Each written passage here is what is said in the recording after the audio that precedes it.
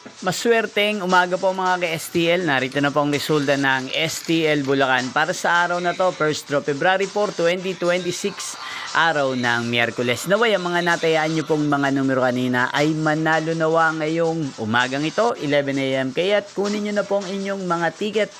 Narito na pong resulta, ang mga numerong nanalo sa STL Bulacan ngayong umagang ito, February 4, 2026, 11 AM.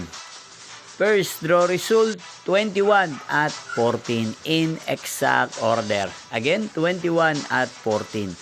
At ngayong umagang ito sa STL Bulacan, atin pong i-shoutout si Kuya Danilo ng Bulacan na nanonood po ngayon sa channel na to. Shoutout po sa inyo Kuya Danilo, sana po ay nasa maayos kayong kalagayan.